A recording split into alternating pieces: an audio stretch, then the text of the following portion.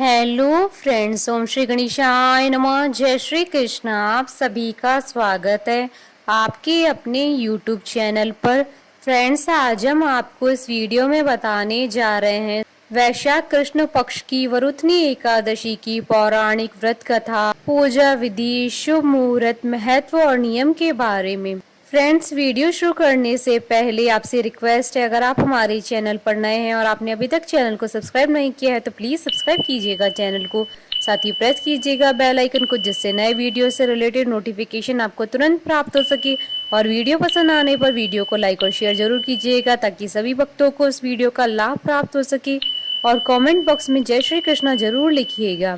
हिंदू धर्म में एकादशी को पुण्य कार्य और भक्ति के लिए बहुत महत्वपूर्ण माना जाता है। हर माह में 2 एकादशी पड़ती है जिसमें भक्त उपवास रखते हैं। एकादशी का व्रत मोक्षदायक माना जाता है। वैशाख मास की कृष्ण पक्ष की तिथि को आने वाली एकादशी को वरुथनी एकादशी कहा जाता है।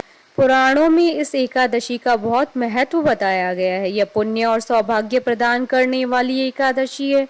शास्त्रों के अनुसार इस व्रत को करने से दुखियारों को सुख मिलता है तथा राजा के लिए स्वर्ग का मार्ग खुलता है। सूर्य ग्रहण के समय दान करने से जो फल प्राप्त होता है वही फल इस व्रत को करने से प्राप्त होता है। इस व्रत को करने से मनुष्य लोक और परलोक दोनों में सुख पाता है और अंत समय में स्वर्ग जाता है। इस व्रत को करने से व्यक्ति को हाथी दान और भूमि दान करने से भी अधिक शुभ फलों की प्राप्ति होती है। इसके अलावा वरुथनी शब्द संस्कृत भाषा के वरुथिन से बना है, जिसका मतलब होता है प्रतिरक्षक, कवच या रक्षा करने वाला। मान्यता है कि इस एकादशी का व्रत करने से विष्णु भगवान हर संकट से भक्तों की रक्षा करते हैं। पद्म पुराण में भी इस व्रत के पुण्य का जिक्र है। इसमें भगवान कृष्ण ने वरुथनी एकादशी के व्रत का लाभ युधिष्ठिर को बताया। उन्होंने बताया कि इस धरती पर सभी की कर्मों का लेखा जोखा रखने वाले भगवान इस व्रत के पुण्य का लेखा जोखा रखने में असमर्थ है। इस व्रत को रखने वाले की भगवान विष्णु हर संकट से रक्षा करते हैं। इस दिन सुबह सवेरे उठकर भगवान विष्णु की पूजा की जाती है। इस दिन भगवान विष्णु के विष्णु सहस्त्र नाम का जाप करना बहुत फलदायी होता है। इस दिन कांसे के बर्तन में भोजन नहीं करना चाहिए। इसके अलावा इस दिन व्रत न रखने वालों को भी चावल नहीं खाने चाहिए। फ्रेंड्स, अब आइए जानते हैं वरुथनी एकादशी का शुभ मुहूर्त। हिंदू पंचांग के अनुसार इस बार वरुथनी एकादशी का व्रत 26 अप्रैल 2022 मंगलवार के दिन रखा जाएगा। वैशाख कृष्ण एकादशी तिथि प्रारंभ होगी 26 अप्रैल 2022 को सुबह 1:37 पर और वैशाख कृष्ण एकादशी तिथि का समापन होगा रात्रि 12:47 तक। व्रत पारण का समय रहेगा 27 अप्रैल 2022 को सुबह 6:41 से सुबह 8:29 तक। फ्रेंड्स, अब आइए जानते हैं वरुथनी एकादशी पर भगवान विष्णु की आराधना करने की पूजा विधि।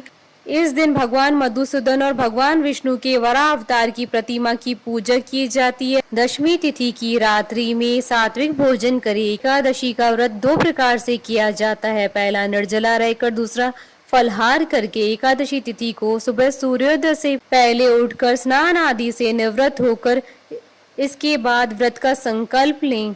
उसके बाद भगवान विष्णु को अक्षत, दीपक, नैवेद्य आदि 16 सामग्री से उनकी विधिवत पूजा करें। उसके बाद पीपल के पेड़ की पूजा करें और पीपल के पेड़ की जड़ में कच्चा दूध चढ़ाकर घी का दीपक जलाएं और तुलसी माता का पूजन करें। पूजन के दौरान ओम नमो भगवते वासुदेवाय नमः के मंत्र का जाप करते रहें। फिर इसके बाद विष्णु सहस्त्र नाम का जाप करें। पूजा संपन्न करने के बाद एकादशी व्रत की कथा जरूर सुनें। फिर रात में भी भगवान विष्णु और माता लक्ष्मी की पूजा अर्चना करें। पूरे दिन समय समय पर भगवान विष्णु का स्मरण करें। रात में पूजा स्थल के समीप जागरण करें। एकादशी के अगले दिन द्वादशी को व्रत खोलें। यह व्रत पारण मुहूर्त में ही खोलें। व्रत खोलने के बाद ब्राह्मण या किसी गरीब को भोजन कराएं। फ्रेंड्स, अब आइए आरंभ करें वरुथनी एकादशी की व्रत कथा। धर्मराज युधिष्ठिर बोले कि हे भगवान, वैशाख मास के कृष्ण पक्ष की एकादशी का क्या नाम है, उसकी विधि क्या है तथा उसकी करने से क्या फल प्राप्त होता है। आप विस्तार पूर्वक मुझसे कहिए, मैं आपको नमस्कार करता हूँ। श्री कृष्ण कहने लगे कि हे राजेश्वर, इस एकादशी का नाम वरुत्ति एकादशी है। यह सौभाग्य देने वाली तथा सब पापों को नष्ट करने वाली तथा अंत में मोक्ष देने वाली इस व्रत को यदि कोई अभागिन स्त्री करे तो उसको सौभाग्य मिलता है। इसी वरुत्नि एकादशी के प्रभाव से राजा मानधाता स्वर्ग हो गया था। वरुत्नि एकादशी का फल 10,000 वर्ष तक तप करने के बराबर होता है। कुरुक्षेत्र में सूर्य ग्रहण के समय 1 मन स्वर्ण दान करने से जो फल प्राप्त होता है वही फल वरुत्नि एकादशी के व्रत के करने से मिलता है। वरुत्नि एकादशी के व्रत को करने से मनुष्य इस लोक में सुख भोग कर परलोक में स्वर्ग को प्राप्त होता है। शास्त्रों में कहा गया है कि हाथी का दान घोड़े के दान से श्रेष्ठ है। हाथी के दान से भूमि दान, भूमि के दान से तिलों का दान और तिलों के दान से स्वर्ण का दान तथा स्वर्ण के दान से अन्न का दान श्रेष्ठ है। अन्न दान के बराबर कोई दान नहीं है। अन्न दान से देवता, पितृ और मनुष्य तीनों तृप्त हो जाते हैं। शास्त्रों में इसको कन्यादान के बराबर माना जाता है। वरुत्नि एकादशी के व्रत से अन्नदान तथा कन्यादान दोनों के बराबर फल मिलता है। जो मनुष्य लोभ के वश में होकर कन्या का धन लेते हैं वे प्रलय काल तक नरक में वास करते हैं या उनको अगले जन्म में बिलाव का जन्म लेना पड़ता है। जो मनुष्य प्रेम एवं धन सहित कन्या का दान करते हैं उनके पुण्य को चित्रगुप्त भी लिखने में असमर्थ है, उनको कन्यादान का फल मिलता है। वरुत्नि एकादशी का व्रत करने वालों को दशमी के दिन कांसे के बर्तन में भोजन करना, मांस, मसूर की दाल, चने का शाक, कौंदों का शाक, शहद, दूसरे का अन्न, दूसरी बार भोजन करना, स्त्री प्रसंग, इन सभी वस्तुओं का त्याग करना चाहिए। व्रत वाले दिन जुआ नहीं खेलना चाहिए। उस दिन पान खाना, दांतून करना, दूसरे की निंदा करना तथा चुगली करना एवं पापी मनुष्य के साथ बातचीत सब त्याग देना चाहिए। उस दिन क्रोध, मिथ्या भाषण का त्याग करना चाहिए। इस व्रत में नमक, तेल तथा अन्न वर्जित है। हे राजन, जो मनुष्य विधिवत इस एकादशी को करते हैं उनको स्वर्ग लोक की प्राप्ति होती है। तब मनुष्य को पापों से डरना चाहिए। इस व्रत के महात्म्य को पढ़ने से 1000 गोदान का फल मिलता है। इसका फल गंगा स्नान के फल से भी अधिक है।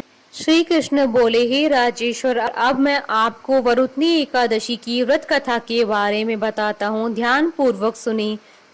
इसकी कथा यह है कि प्राचीन काल में नर्मदा नदी के तट पर मानधाता नामक राजा राज्य करता था। वह अत्यंत दानशील तथा तपस्वी था।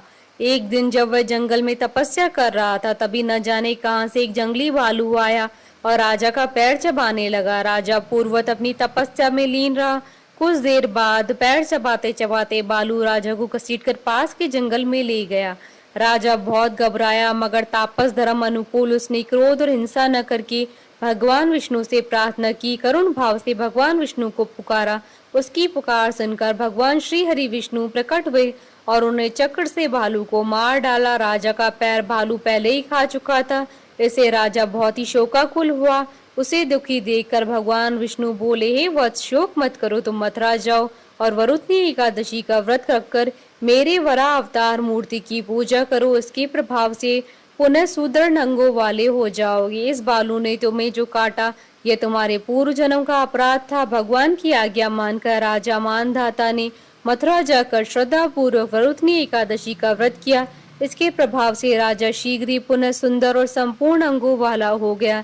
इसी एकादशी के प्रभाव से राजा मानधाता स्वर्ग गया था। जो भी व्यक्ति भय से पीड़ित है उसे वरुत्नि एकादशी का व्रत रखकर भगवान विष्णु का स्मरण करना चाहिए। इस व्रत को करने से समस्त पापों का नाश होकर मोक्ष मिलता है। कथा सार, सौभाग्य का आधार संयम है। हर प्रकार संयम रखने से मनुष्य के सुख और सौभाग्य में वृद्धि होती है। यदि प्राणी में संयम नहीं है तो उसके द्वारा किए गए तप, त्याग व भक्ति, पूजा आदि सब व्यर्थ हो जाते हैं। बोलिए भगवान विष्णु की जय, सनातन धर्म की जय। हमारे साथ इस वीडियो में अंत तक बने रहने के लिए आपका धन्यवाद। ओम श्री गणेशाय नमः। जय श्री कृष्णा।